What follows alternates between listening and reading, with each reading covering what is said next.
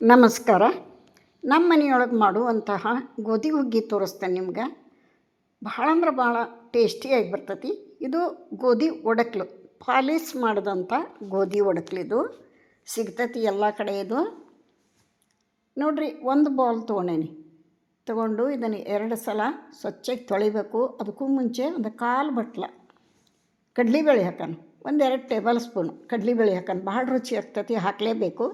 2 ಸಲ ಸ್ವಚ್ಛಗೆ ತೊಳೆದು ನೆನೆಯಾಕಿಡ್ತೀನಿ. ಒಂದು 2 ತಾಸು ನೆನೆಯಾಕಿಡ್ಬೇಕಿದ್ದ.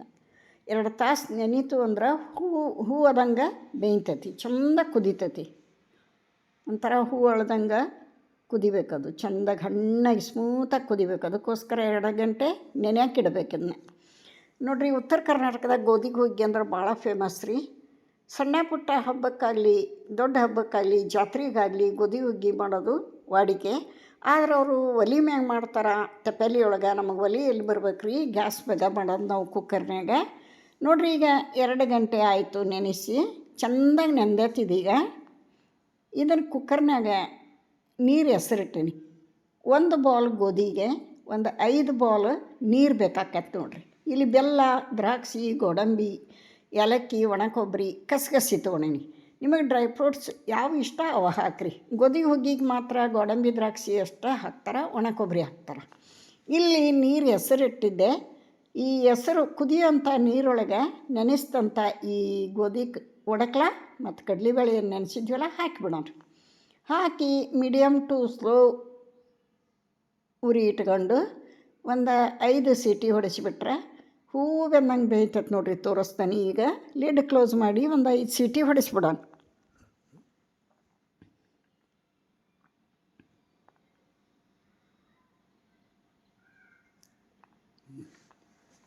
ಈಗ ನಾನು ನಮ್ಮ ಕುಕ್ಕರ್ನಾಗ 5 ಸೀಟಿ ಅಂತೀನಿ. ಕೆಲವೊಬ್ಬರು 2 ಸೀಟಿಗೆ ಹಣ್ಣು ಹಾಕವು, ಕೆಲವೊಬ್ರಿಗೆ 6 ಹಾಕವು.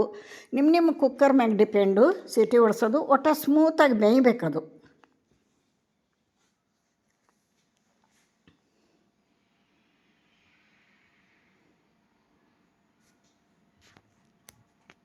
ಗೋಧಿ ಹುಗ್ಗಿ ಎಲ್ರಿಗೂ ಇಷ್ಟ. ದೇವಸ್ಥಾನದಾಗ ಪ್ರಸಾದ ಅಂತಲೂ ಮಾಡ್ತಿರ್ತಾರೆ.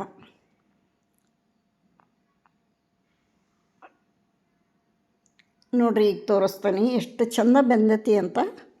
ಇಲ್ಲಿ ನೋಡಿರಿ, ಗಸಗಸಿ, ಏಲಕ್ಕಿ, ಒಂದು 4 ಏಲಕ್ಕಿ ತೊಗೊಂಡಿನಿ, ಒಣ ಕೊಬ್ಬರಿ ಸಣ್ಣ ಪೀಸ್ ಮಾಡ್ಕೋಬೇಕು. ಈ ಕೊಬ್ಬರಿನ, ಬೆಲ್ಲ, ದ್ರಾಕ್ಷಿ, ಗೋಡಂಬಿ ಅದಾವು.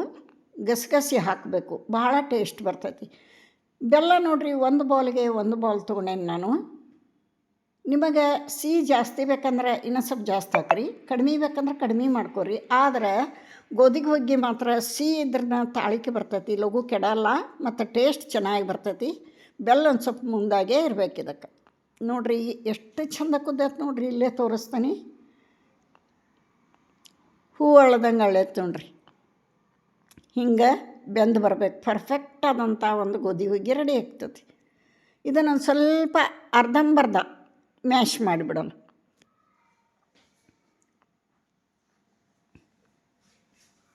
ಯಾರೆಲ್ಲ ವಿಡಿಯೋ ನೋಡ್ತೀರಿ, ಇಷ್ಟ ಆದ್ರೆ ಒಂದು ಲೈಕ್ ಕೊಡಿರಿ. ಹೊಸಬ್ರು ಚಾನಲ್ಗೆ ಭೇಟಿ ಕೊಟ್ಟಿದ್ರೆ ಪ್ಲೀಸ್ ಸಬ್ಸ್ಕ್ರೈಬ್ ಮಾಡ್ಕೊಂಡು ವಿಡಿಯೋ ನೋಡಿರಿ ಅಂತ ತಮ್ಮಲ್ಲಿ ರಿಕ್ವೆಸ್ಟ್ ಮಾಡ್ಕೋತೀನಿ.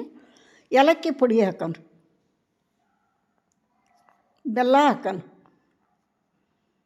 ನಾವು 1 ಬೌಲು ಗೋಧಿ ಒಡಕ್ಲ ತೊಗೊಂಡಿದ್ದೆ, ಒಂದು ಸ್ವಲ್ಪ ಬೆಲ್ಲ ಜಾಸ್ತಿನ ಹಾಕೀನಿ.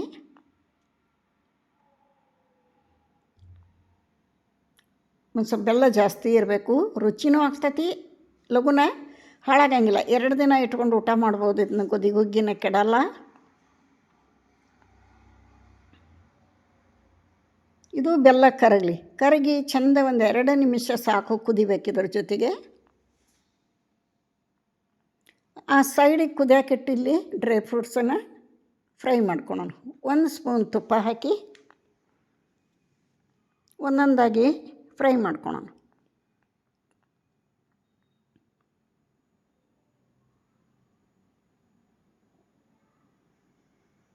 ಗೋಡಂಬಿ ಇವಕ್ಕೇನು ಅಳತಿಲ್ಲ, ಹೆಚ್ಚು ಕಡಿಮೆ ನಿಮ್ಮ ಇಷ್ಟದ ಪ್ರಕಾರ ಹಾಕೋರಿ.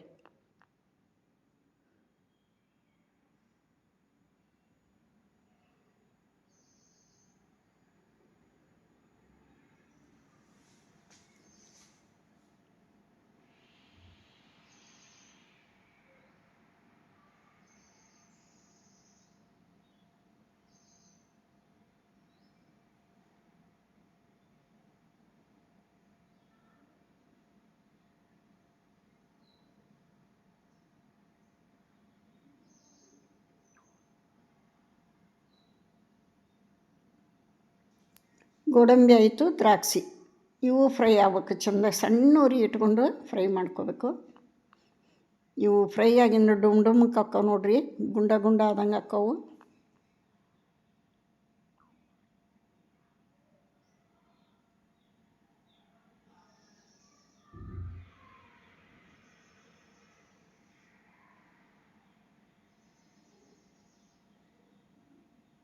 ಹಿಂದಿನಿಂದ ಬಂದಂಥ ಸಾಂಪ್ರದಾಯಿಕ ಅಡುಗೆ ಇದು. ಹಳೆಯ ಕಾಲದ್ದು, ಅಜ್ಜಿ ಕಾಲದ್ದು ಅನ್ಬೋದು. ಗೋಧಿ ಹುಗ್ಗಿ ಎಲ್ಲರಿಗೂ ಇಷ್ಟ ಆಕ್ಕೈತಿದು. ಹಳ್ಳ್ಯಾಗಂತೂ ದೊಡ್ಡ ದೊಡ್ಡ ಹಂಡೆ ಇಟ್ಟು ಒಲೆ ಮ್ಯಾಗ ಕಟ್ಗೆ ಉರಿ ಹಚ್ಚಿ ಏನಾರ ಫಂಕ್ಷನ್ ಇದ್ದಾಗ ದೊಡ್ಡ ಪ್ರಮಾಣದಾಗ ಮಾಡ್ತಾರೆ. ಗೋಧಿ ಹುಗ್ಗಿನ ಬೆಳತ್ತನ ಕುದಿಸ್ತಾರೆ ನೋಡ್ರಿ. ಈಗ ಒಣ ಕೊಬ್ಬರಿ ಫ್ರೈ ಮಾಡ್ಕೊಂಡು ಸಣ್ಣ ಸಣ್ಣ ಪೀಸ್ ಹಾಕಬೇಕು. ಭಾಳ ರುಚಿ ಕೊಡ್ತೈತಿ. ಹೆರ್ದು ಹಾಕಿರು ಬರ್ತೈತಿ. ನಾನಿಲ್ಲಿ ಪೀಸ್ ಮಾಡಿ ಹಾಕೀನಿ.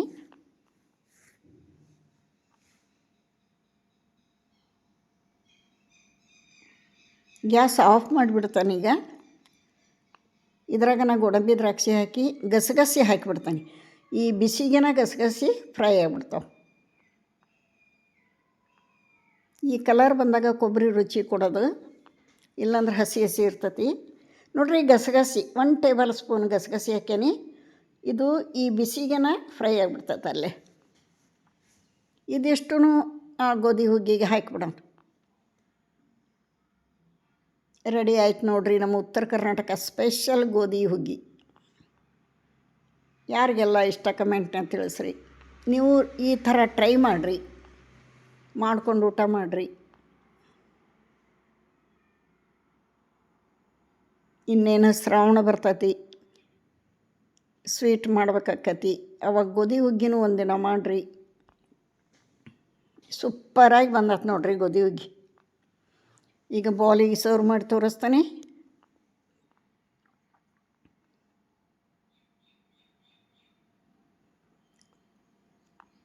ಇದಕ್ಕೆ ಮೇಲೆ ತುಪ್ಪ ಹಾಕ್ಕೊಂಡು ಹಾಲು ಹಾಕ್ಕೊಂಡು ಊಟ ಮಾಡಿಬಿಟ್ರೆ ಭಾಳ ಸಂಪು ಊಟ ಆಕೈತೆ ನೋಡ್ರಿ. ಇಲ್ಲಿ ವಿಡಿಯೋ ಮುಗಿಸ್ತೀನಿ. ಮತ್ತೊಂದು ರೆಸಿಪಿಯೊಂದಿಗೆ ಸಿಗ್ತಾನೆ. ನಮಸ್ಕಾರ.